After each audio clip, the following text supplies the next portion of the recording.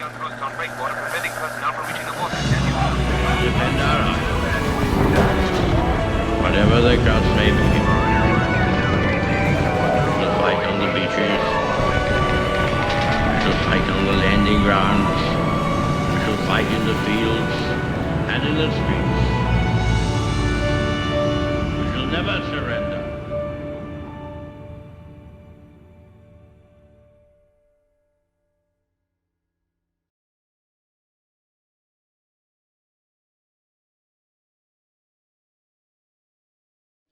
In the last lecture, we talked about the role of air power in World War II, but now let's look at the use of ships and navies. And the striking thing that at the beginning that we notice is that they're very similar in the sense that the war will be decided on the ground, not in the air and not on water, but maybe the ground war will be determined by what happens in the air or on water. And the same concepts reappear, that of supremacy and superiority and then parity. In other words, if you put assets, labor and capital and personnel out at sea, and the other side has a navy or warships that are roughly comparable, then you've wasted your investment. They will fight against each other, but they will not alter the calculus on land. If your ships are more plentiful, or they're better designed, or they're the right ships, or they're better commanded and they're better operated, and you can destroy a great number of the enemy's naval assets, then you achieve naval superiority, which means you can operate against land forces without too much worry of enemy opposition. If you achieve naval supremacy, then you're free to do whatever you want globally on the seas. You can import, export food, you can land troops wherever you want them, you can bombard the shore from naval batteries. So that was the point throughout the history of naval warfare, is to achieve naval supremacy so you can use those assets on water to enhance the war on the ground, which will ultimately be the arbiter of who wins and who loses. When the war broke out in 1939, again, there was the continental power of Italy and Germany and their Eastern European allies, along with the collusion of the Soviet Union under the Molotov-Ribbentrop Pact. But the United States was 3,000 miles distant in the Atlantic from the theaters in Europe, and even more so in the Pacific from what was going on in Southeast Asia and China. And so the question was, if you're an Axis power and you have declared war on the United States, as happened in December of 1941, how do you reach it? If you don't have four-engine bombers that can bomb the mainland, do you have a mechanism to send a ship over that can either, bombard the shore? Well, at best, that could be 20 miles. But do you have an aircraft carrier that can send bombers that hit Detroit? Again, the answer is no. So in the case of relative naval strength, the war breaks out with some pretty stark realities. Number one, Italy, which has the largest navy after the collapse of the French Navy in the Mediterranean, it has the largest navy in the Mediterranean, does not build a single aircraft carrier. Germany does not build a single aircraft carrier. It's almost analogous to their failure to achieve a four-engine bomber program. In other words, they do not have a mechanism to transmit naval power in a way that would hurt the mainland and the industrial center of their enemies in the United States or Russia, or along Russia's coast, or Great Britain. In contrast, the United States starts the war with 6 aircraft carriers, fleet carriers, that is larger or almost as large as 20,000 tons of displacement and above, and Britain has about 7. And more importantly, there's been a revolutionary change in thinking about naval power before the war starts that will see the United States create orders for more aircraft carriers than all of the navies combined in World War II. And Britain has the same change of thinking, at least on the drawing boards when the war breaks out. Now, the Axis have some advantages. Unlike air power, they haven't quite made the same catastrophic mistakes. They are captives to interwar naval thinking, which puts a great primacy on the battleship.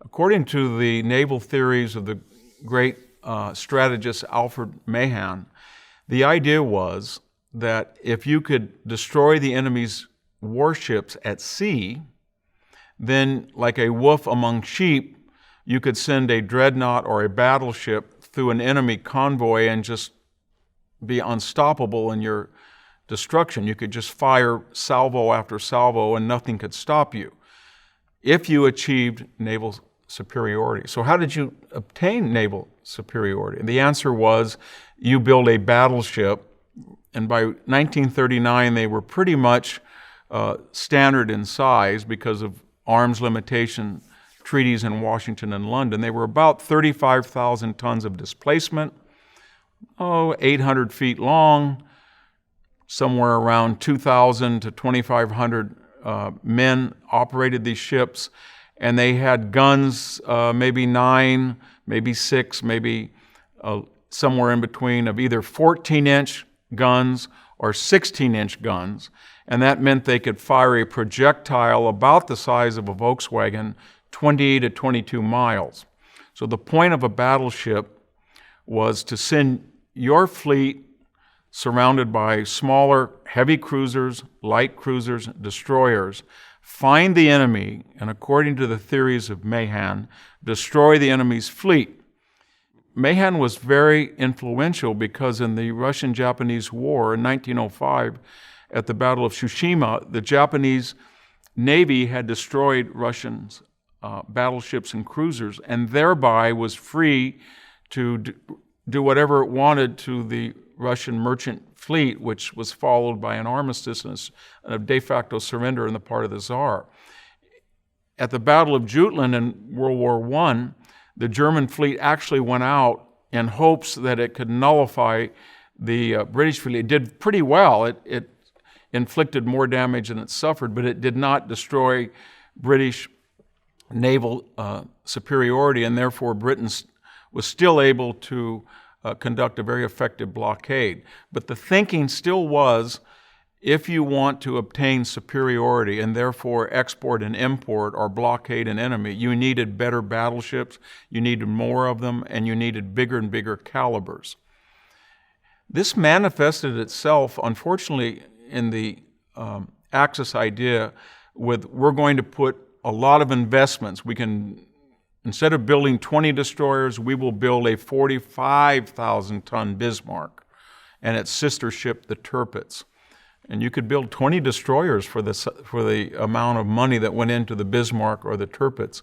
Or in the case of Japan, we can't build as many ships as the United States, but we'll build the Musashi and the Yamato, which are the largest warships in the world at 70,000 tons, and they have, as no other battleship before or since has been able to pull off, they had 18-inch guns.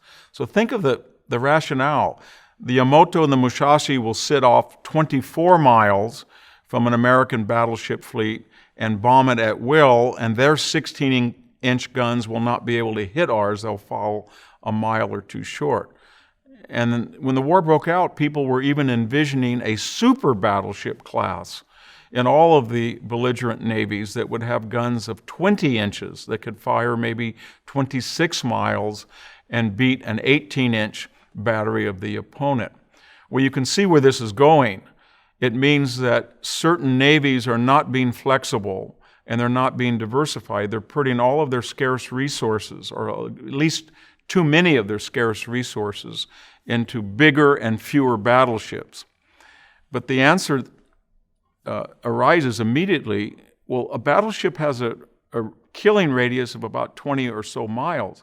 But if you have an asset like an aircraft carrier, and it has 90 fighters, dive bombers, torpedo planes, and they can fly 200 to 500 miles and turn around and land on that carrier, then you can increase your radius of lethality tenfold over a battleship.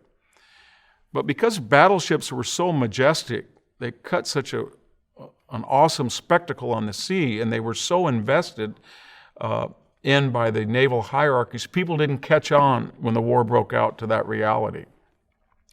And so the history of naval power in 1939 to 1945 is simply a question of which navy will wise up and stop investing in battleships and divert that investment to aircraft carriers, submarines, destroyers that can attack merchant ships far more efficiently, or they can destroy other battleships in the case of carriers with air power.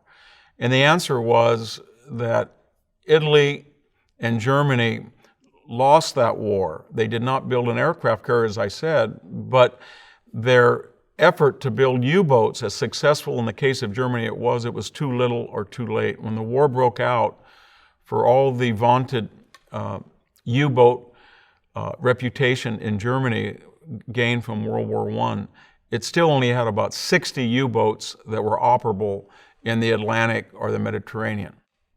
So what was going to happen in World War II was which side would increase their number of carriers. Japan started the war with 7 fleet carriers. The United States in the Pacific had only 3, the Saratoga, the Lexington, and the Enterprise. However, we were able to bring the Hornet and the Wasp over. That made 5. And then we put on order 27 Essex carriers, each one of which were better than any aircraft carrier in the world, along with orders for additionally battleships, cruisers, light cruisers, destroyers, and submarines that in their totality would be by 1944 larger than the German, the Italian, the Japanese, the Russian, and the British Navy put together. And so in the way of thinking among the Axis strategists, it was, we started this war, in the case of Germany, without a very good Navy. We invested heavily in battleships and battle cruisers.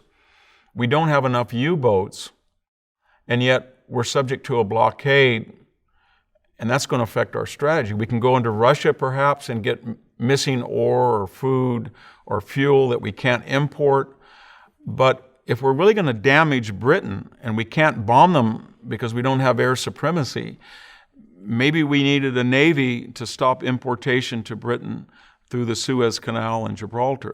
And so they looked toward Italy, and in the case of America, they looked toward Japan.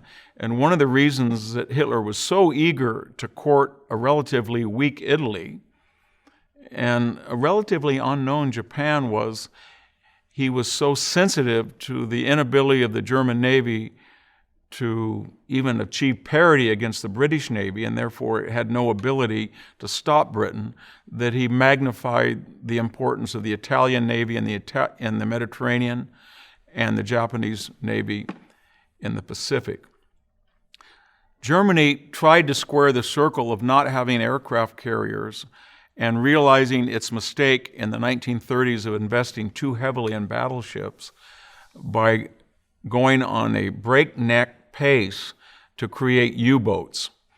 And the idea was, we've got to get not just 100 or 200 or 300, we've got to get 1,000 U-boats at sea. And remember, they could go down to about 300 feet, and they had very successful air compression, compressed air torpedoes, and they could attack in wolf packs.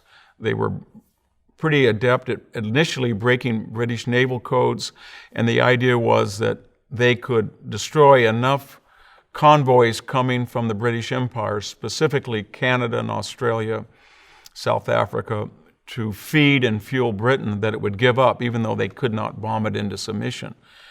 And one of the reasons that Hitler so unwisely declared war in the United States on December 11th was his U-boats commanders were telling him, you know, the Americans are really supplying Britain.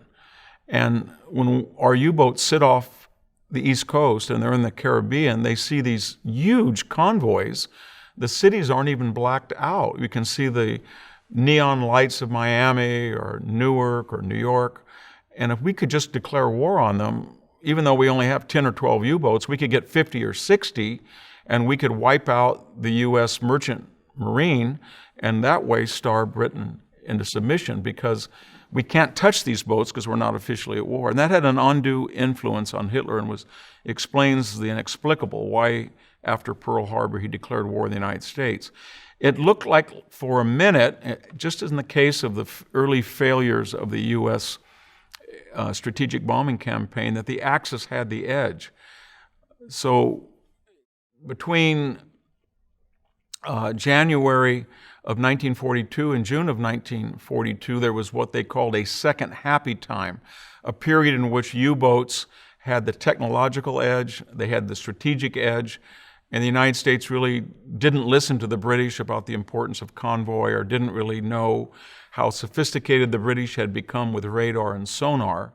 And then, in their own turn, they really didn't understand how to use submarines, even though they had created a brilliantly designed Gato class, which will be followed by the Bello and Tench class submarines, which were the best in the world by 1944. But we didn't really know how to use them against Japan, much less put them in the Mediterranean with the British to attack Italian shipping.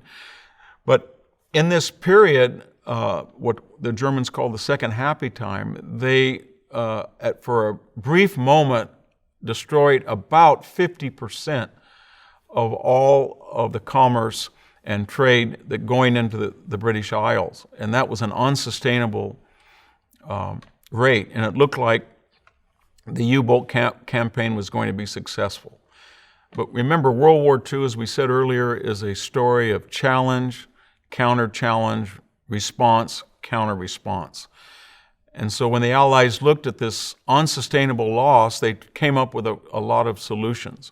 One was they improved radar, they improved sonar, they got their hands on German naval codes through the so-called Ultra project, so they were able to predict where the Germans would be. They would be able to predict their tactics because they were reading their codes of attack.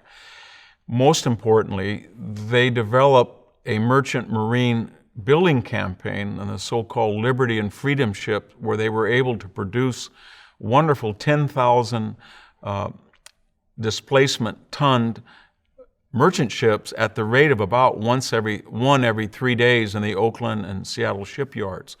And so we sort of outbuilt the Germans' effort to destroy what we had in the merchant marines. And even at the greatest period of German success in destroying Allied shipping, we were creating more tonnage of merchant marine than they were attriting.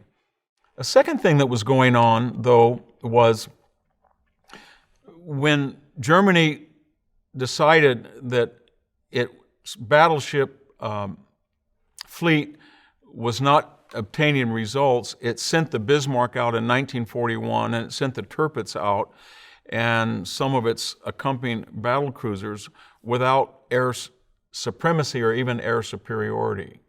And what happened was, by May 1941, aircraft carriers were instrumental in sinking the Bismarck, and the Tirpitz was relegated up to the fjords in Scandinavia and never played a substantial role. So there was a reminder to Hitler that even though you have created the best battleships in the world, there weren't enough of them, and they were not aircraft carriers that could supply air protection, and you did not coordinate your air on the continent to protect these ships at sea. And so we're in a period of revolutionary activity in 1941. A couple of other examples. When the war broke out, the United States lost 8 ships that were either sunk or submerged on Battleship Row in Pearl Harbor. But these were mostly antiquated ships. They were slow, and the Japanese had not found our 3 carriers. So as dramatic and as grievous those wounds were on December 7th through 2 raids, and they were accomplished only by the use of 6 Japanese carriers, they attacked a fossilized or ossified asset. Not only were battleships not the wave of the future, but we had new and much better battleships and much faster on order. And so there were indications that the battleship already was obsolete. Another good example is on December 8th, and in the subsequent week, the British sent their pride of their fleet, a battleship and the battleship cruiser Repulse into Singapore as if their magnificent 14 and 15-inch guns would so impress the Japanese that they might think twice about invading Singapore. And in fact, over 80 Japanese bombers from Indochina bases destroyed both of those capital ships and reaffirmed the lesson learned at Pearl Harbor and learned in the Atlantic that a battleship or a battle cruiser without air superiority is almost helpless, and that huge investment is wasted and is a reminder that you would have been better to build an aircraft carrier or a destroyer. And by that suggestion of a destroyer, I mean 300 or 400 destroyers rather than 10 or 12 battleships, than invest in these sort of dinosaurs of the sea. If you look at the strategy then of naval fighting in World War II, it's pretty easy to understand. And it boils down to Germany thinks it's going to use its navy to blockade Britain and starve it out, and then eliminate, after June of 1940, the only enemy that's left. Remember, all of Europe, the present-day EU, is under occupation. Soviet Union has not been invaded yet. The United States is isolationist, is not participating in the war. There's only Britain.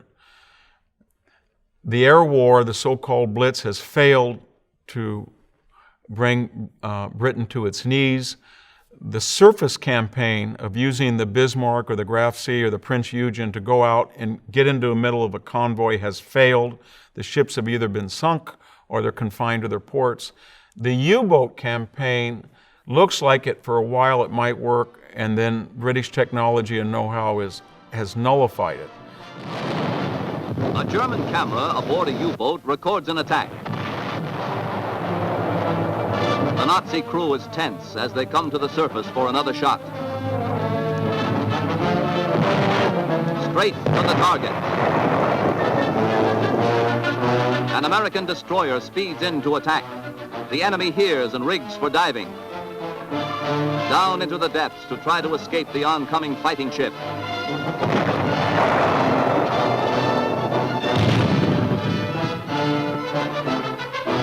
Depth charges are dropped in a deadly pattern.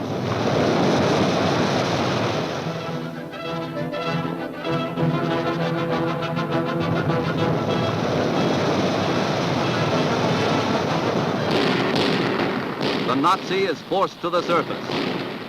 Immediately, a torrent of gunfire is turned on the crippled sub.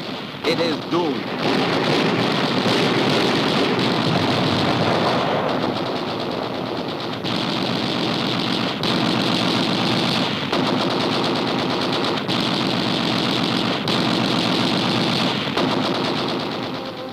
The destroyer sends a rescue boat for survivors.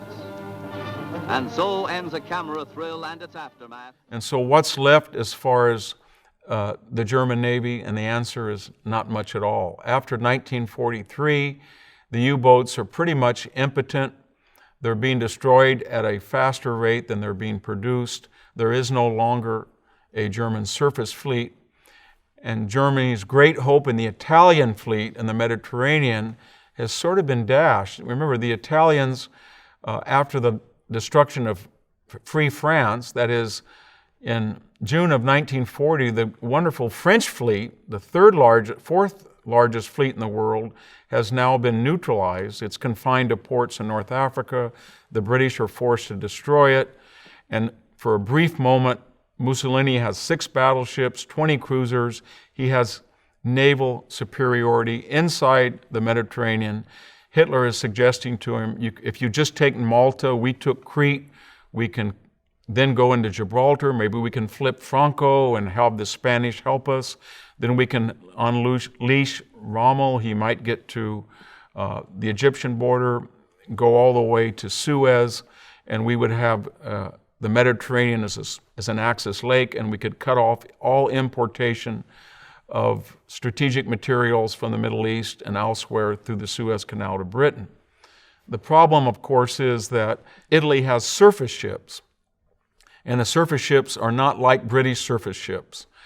They don't have a night capability to fire effectively at night. They don't have radar, and they don't have crews and training and admirals like the British do.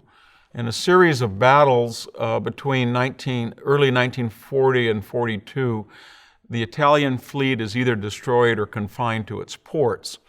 At that point, there is no longer an Axis naval war after 1943. If you're a German submariner or you're in an Italian destroyer and you go out on the Mediterranean, a British ship is going to sink you, or a British-based bomber is going to destroy you. If you're in the Atlantic after 1943, you are going to have no success attacking a convoy, and you're probably going to eventually be sunk. At the end of the war, about 75% of the German U-boat fleet, which translates into about 40,000 German sailors, are going to die. And yet, that was the great hope of Germany's naval efforts in World War II. To sum up, if we were to look at World War II on water around 1944, let's say around November, there is no naval warfare. The British and American fleets have absolute, not naval superiority, but naval supremacy. They can land ships and troops and ports. They can build anywhere they want in North Africa. They can land troops in Italy. And on D-Day, the Germans can't even put a credible naval force to stop some 7,000 ships of various sizes and sorts are going to land troops on Normandy, and they're subject to an economic blockade. And that's what Mahan had originally suggested in his theories of naval supremacy. In other words, once you have control of the water, you can affect the course of fighting on land, and that's what happened in Europe in 1944. There was a little bit more trouble in the Pacific theater for a variety of reasons. Beloved dead, each of us gathered here today, safely sheltered. We remember the graves far away, nurses, soldiers, children of Pearl Harbor.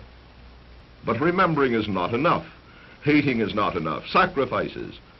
Yes, no matter what. When the war breaks out, Japan had the third largest navy in the world, but most importantly, it had the second largest carrier fleet. And in some ways, if you count all classifications of carriers, it was superior to the British carrier fleet.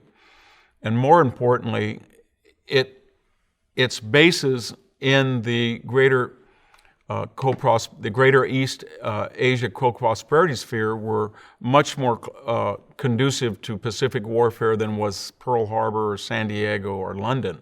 In other words, at Rabaul or Truk or Singapore or Manila, after Japan had taken these key American and British bases, the Japanese Navy was going to be very hard to get out because of questions of supply and logistics. You had to send an American fleet to save Australia all the way to Guadalcanal, or you had to send them beyond Hawaii to Midway, or you had to send them all the way off the coast of New Guinea to the Coral Sea, and yet the Japanese fleet was based in these rings of defense in the Pacific that made their logistic challenges much easier.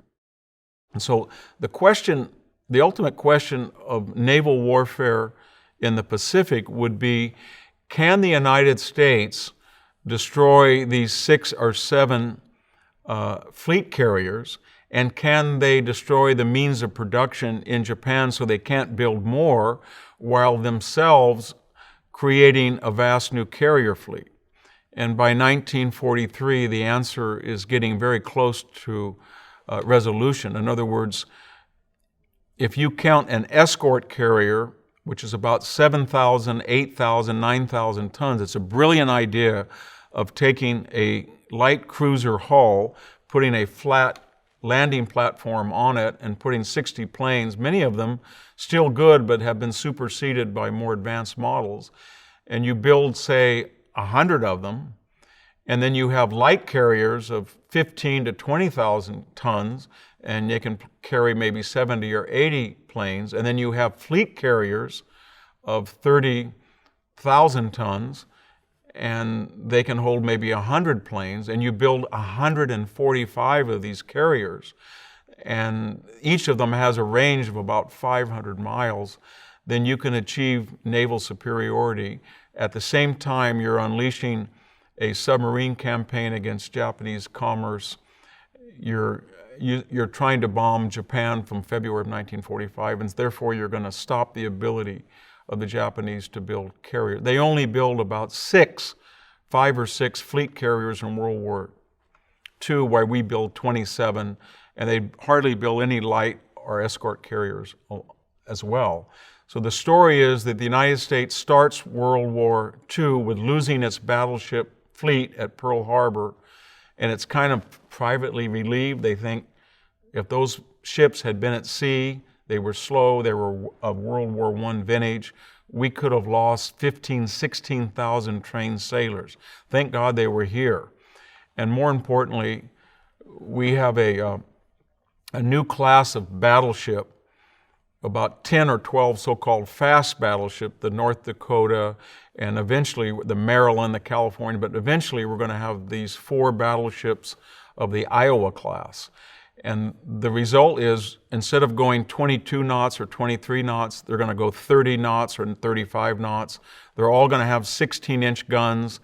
They're going to have a high precision, high caliber barrels so that they can shoot a 16-inch projectile about 22 miles, and they can do so with more accuracy than a Japanese battleship. And most importantly, we're going to use these battleships in an innovative way that had not been true of Europe or even the Japanese. In other words, we're going to get to Japan by island hopping. We're going to go through 2 routes. We're going to go through New Guinea to the Philippines under MacArthur and the Army, largely Army divisions, and then Nimitz and the Marines will go to Truk.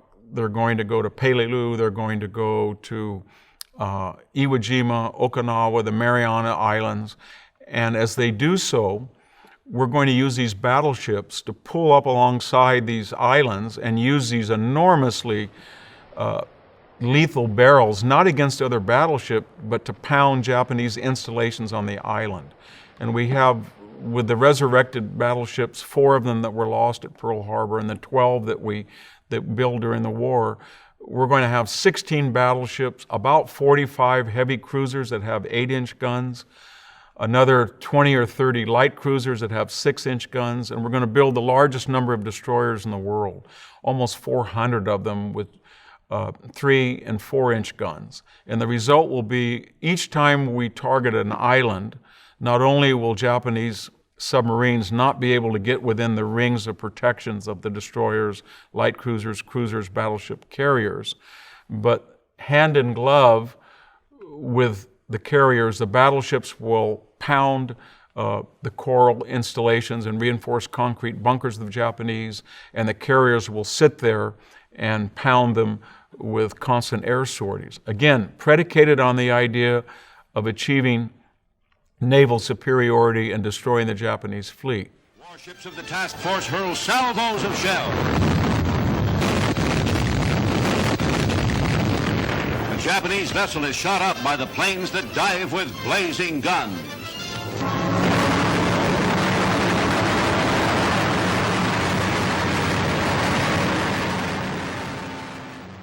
How then did the United States and Britain achieve naval superiority in the Pacific? And the answer is multifold. The first thing to remember is that, as we discussed earlier, the naval war against the Germans and the Italians is essentially over in mid-1943. Italy is knocked out of the war for all practical purposes in June and July of 1943, and its fleet is confined to its harbors. Germany, to the degree it has a surface fleet, it's either in hiding or it's damaged, it's in dry dock. Its U-boat fleet, while there are still U-boats, 200 or 300 active, they're isolated, their codes have been broken, and technologically they have lost the race to evade British detection or American detection. What that meant in the Pacific was that each time a British shipyard or an American shipyard built a transport ship or built a submarine or a destroyer or a cruiser or a battleship or a carrier, there was no longer a European first idea, Pacific second, it was we've kind of bifurcated our assets. So tanks, artillery, Army divisions, they tend to go to Europe. Most of the strategic bombers go to Europe. But now we're free because there's not really a worry about an Italian and German Navy to shift all of our assets, literally, carriers and battleships, in the American case, to the Pacific. And that was coupled with an enormous increase in American shipbuilding. At the Kaiser shipyards in Richmond, California, the SS Benjamin Warner, last Liberty ship to be built on the Pacific coast, stands ready for launching. Kaiser shipyards will now manufacture the new, larger, and faster Victory ships for the Allies. The SS Benjamin Warner takes its place in the great fleet of American-built merchant vessels. And so we're flooding the Pacific with American merchant ships, and they are being escorted by 300 to 400 destroyers, and we have a fleet of over 200 submarines that are operating out of Pearl Harbor. And the result of it is then we're bringing naval assets to the Pacific from the Atlantic theater, or when we build new ones, we no longer think that we have to divert very many to Europe. So it's pretty much a war of Japan versus the entire naval potential of the United States and to a lesser extent of Great Britain. Second thing to remember is that there is a technological revolution going on. And while a carrier is a static asset, in other words, when you build the Lexington or the Saratoga or the Enterprise, they can't be radically improved too much because they're already built and they're at sea. It's not like having a battleship. Once you have a 16-inch gun, you're stuck with a 16-inch gun. You can maybe get a different size powder charge, but you're stuck with it. Once you have a carrier, you're not stuck with the airplane. And what's happening between 42 and 45 is that the Japanese are not investing in pilot training, and they don't have the fuel to conduct training missions. But most importantly, the best fighter in the world, you could argue, was the Model Zero, the Mitsubishi Zero, which was the terror of the skies over China and Southeast Asia in 1939 and 40, superior to the American P-39 or P-40 or Wildcat, but not so true by 1943. So in 1944, so when these new fleet carriers, the Essex class, come online, they are better than their Japanese counterparts. In fact, they're much better than earlier carriers as defined by the length of the deck, fighting technique, speed, reliability. But most importantly, they have a different type of airplane now. And we have learned to put, and not a Wildcat, we have the ability to put a Hellcat. So what does that mean? It means the speed of an American fighter craft on a aircraft deck is no longer 270 miles, but it's nearly 400 miles an hour. And it's no longer carrying 3 or 4 or 5 machine guns, but maybe 8. And it no longer has a range of 250 miles, but maybe 500 or 600 or 700 miles. And it no longer has a coffin-like plane, the Devastator torpedo bomber that can only go about 100 miles an hour with a torpedo, but it has an Avenger torpedo bomber with twice the range and twice the speed. And the same thing is through the Dauntless dive bomber versus the new Helldiver dive bomber. So what's happened in this revolution is suddenly the carriers are all over the Pacific, but their lethal arm, their air arm, has been reinvented as something that is just so superior to the Japanese that anytime a Japanese carrier encounters an American carrier, it's going to lose. And you can see it in the progression of naval battles. So take after Pearl Harbor, in the first 6 months, when the Japanese have superior planes and they have 6 carriers and we only have 3 that are operable, for the first 6 months, the kill ratio off Singapore, if you count Pearl Harbor, or battles in the Java Sea or on the Indian Ocean, is about 20 Japanese. The Japanese kill about 20 Allied sailors to every one they lose. And in terms of tonnage, it's about 30 to 1. And then something happens. Americans start to produce more planes, better pilots, and they have better commanders. So for all of the vaunted reputation of Admiral Yamamoto, he did not order a third strike at Pearl Harbor, which might have knocked out the oil production.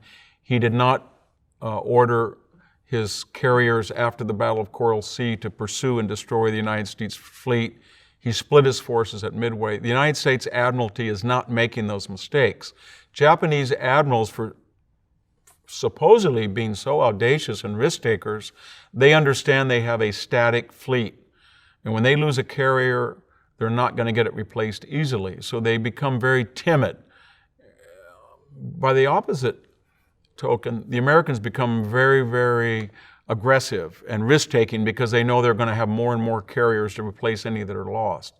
At the first battle, the major battle at Coral Sea in May of 1942, the Americans get a draw, which is pretty incredible. Just 6 months after Pearl Harbor, after all of these devastating losses at sea that the Allies have incurred, they sink a Japanese carrier and they damage another Japanese carrier, the Sokaku.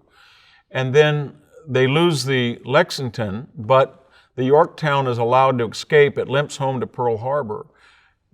And then a wondrous thing happened that's reflective of the entire dilemma for the Japanese Imperial fleet.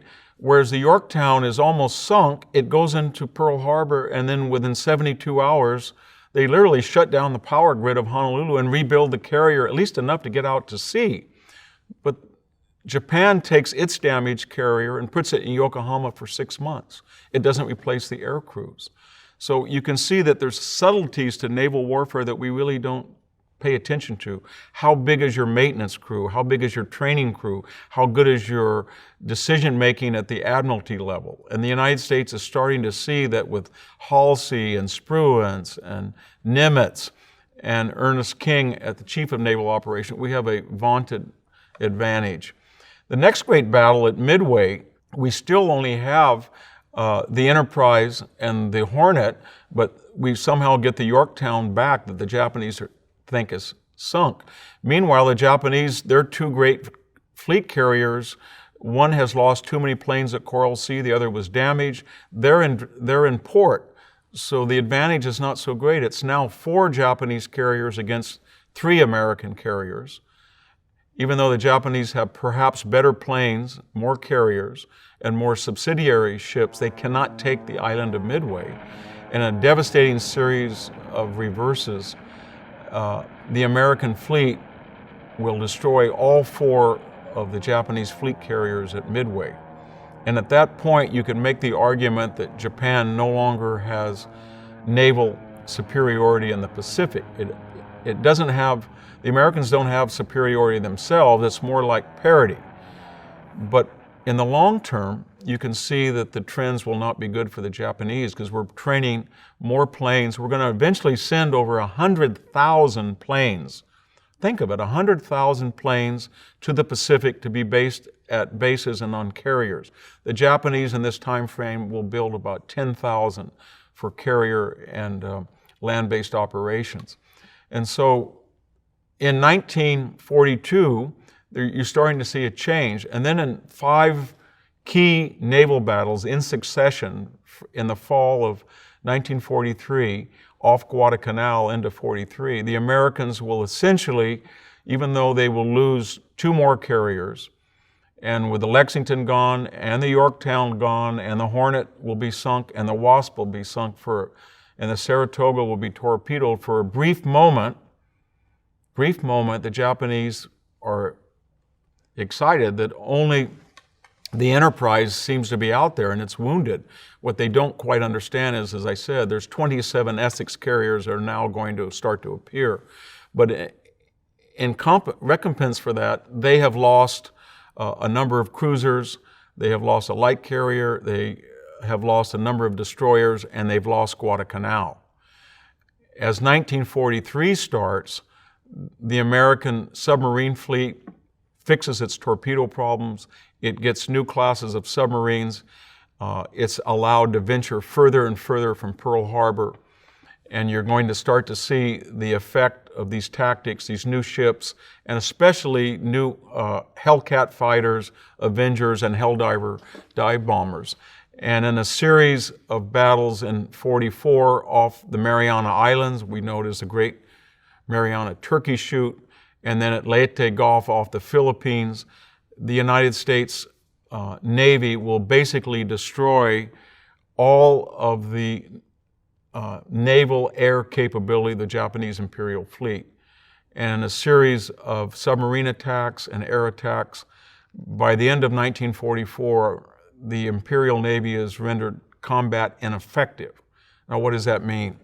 That means while there's still a few submarines, it means that every time the U.S. Marines and Army decide to take an island, there's not going to be a Japanese plane appearing out of the skies to bomb a transport ship, an amphibious ship. When Americans land at Iwo Jima or Okinawa, they're not going to be strafed by Japanese planes. And their only resort will be, as we discussed earlier, a desperate attempt to revive a naval arm or even an air arm through kamikaze. But it will mean that the United States can supply oil, munitions, and repair parts anywhere it wants in the Pacific, and it will start to, as in the case of an onion, peel away layer after layer after layer of the Japanese empire. And it will do so by fighting a war completely different than what it fought in Europe. And this is really important to understand the calculus of World War II. We get caught up in this notion of, well, we diverted 70% of our material and our labor to Europe because Hitler was deemed the greater threat, and then we shorted the Pacific War. And it wasn't that simple, as nobody in their right mind understood the capabilities of the U.S. economy. At the end of the war, in terms of gross domestic product, the United States is producing more goods and services than Russia, Japan, the defunct Italians, the Germans, and the British Empire combined. And what that means is that they are able to conduct two wars simultaneously through the greater industrial production of all their enemies and allies combined. And more importantly, they tend to be complementary rather than antithetical. By that I mean when you build a tank, you can send some to the Pacific, but you usually send it to Europe. When you build a 105 or 155 millimeter howitzer or gun, you send it to Europe. If you have a P-51 or a P-47 or a B-17, you use it more in Europe. Same is true of the B-24. However, if you're building submarines, if you're building cruisers, destroyers, battleships, carriers, carrier craft like the Hellcat fighter or the Corsair marine fighter, you can direct, or the B-29 heavy bomber, you direct all of that to the Pacific. And because Britain at the same time is fighting in Burma and trying to protect India, and because of the demise of the Italian and German fleet, Britain is doing the same thing. It's sending its carrier and battleship fleet to the Pacific, and this reaches a crescendo, as I said, in early 1945, where the Japanese Imperial Fleet has disappeared from the Pacific. As large as it is, as formidable as it is, it's a huge, vast ocean. But by mid-1945, the American fleet can do what it wants. It can supply, it can deploy wherever it wants. And the hope of the Japanese war effort itself, that is the Japanese Imperial Fleet, the dream of Admiral Yamamoto, is now dashed. And it will be simply a question of whether the fleet, as in the case of the air arm, will be so superior to the Japanese, whether it will preclude a land engagement altogether. So far we've talked about air power and naval power in terms of redirecting fighting on the ground up into the air at sea, on the premise that if you were able to achieve first